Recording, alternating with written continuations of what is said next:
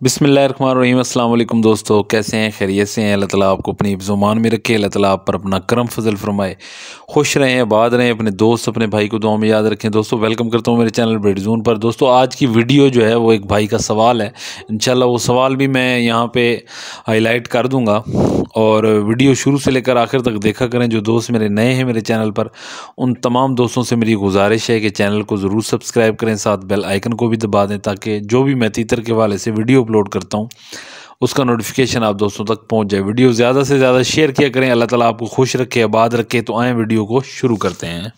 दोस्तों भाई ने सवाल पूछा है कि तीतर की डीवार्मिंग जो है वो कितने महीने के बाद करनी चाहिए और कैसे करनी चाहिए और किस चीज़ से करनी चाहिए। तो डीवार्मिंग जो है वो दो तरीके होते हैं डीवार्मिंग के। एक तो होते हैं अंदर के कीड़े जो तीतर के फजूल सी खुराक खाने से वो अंदर बन जाते हैं, बाज़ औक़ात मिट्टी खाने से बन जाते हैं, बाज़ औक़ात लोग आटा देते हैं अपने तीतरों को, तो उस वजह से भी कीड़े जो हैं वो अंदर बन जाते हैं, जो उनकी फिर ग्रोथ नहीं होती। जो भी चीज़ खाते हैं वो बीट के ज़रिए निकल जाती है, उनको लगती नहीं है। और दूसरा जो है वो इनके परों के अंदर होते हैं। ये दो किस्म की डीवार्मिंग हम करवाते हैं तीतरों की। जो अंदर के कीड़े होते हैं, दोस्त ने पूछा है कि वो किस चीज़ से की जाए और कितने मंथ के बाद की जाए। अब मुझसे पूछते हैं तो मैंने अपने तीतरों की जो डीवार्मिंग है ना, वो अंदर की, वो मैंने कभी नहीं की। और जो परों में जुएँ वगैरह होती हैं तो उसकी मैं डीवार्मिंग कर चुका हूँ और अल्हम्दुलिल्लाह 100% रिज़ल्ट भी मिला है। उसके ऊपर मैं एक वीडियो भी बना चुका हूँ, बल्कि एक नहीं 2-3 वीडियो बना चुका हूँ और आप दोस्तों ने वो फ़ार्मूला आज़माया भी है और इंशाल्लाह अल्हम्दुलिल्लाह वो कामयाब फ़ार्मूला है। तो जो अंदर की डीवार्मिंग होती है, कीड़े पैदा होते हैं मट्टी खाने से, या आप उनको आटा अगर ज़्यादा मिकदार में खिलाते हैं, रोटी या आटा, तो उस वजह से भी अंदर कीड़े बन जाते हैं। तो उनके अंदर पेट के जो कीड़े होते हैं उनको ख़त्म करने का तरीक़ाकार ये होता है कि 2 दवाइयाँ मिलती हैं किसी भी मेडिकल स्टोर से। जो मैं इस्तेमाल करता हूँ वो है वर्मोक्स है, वो इस्तेमाल करता हूँ मैं। वो पानी में मिक्स करके आप अपने जो तीतर हैं उनको पिला दें। उसी से एक मिलता-जुलता एक नाम और है, इंशाल्लाह मैं वो भी अटैच कर दूँगा साथ, और तस्वीर भी, पिक्चर भी अटैच कर दूँगा ताकि आपको पता चले।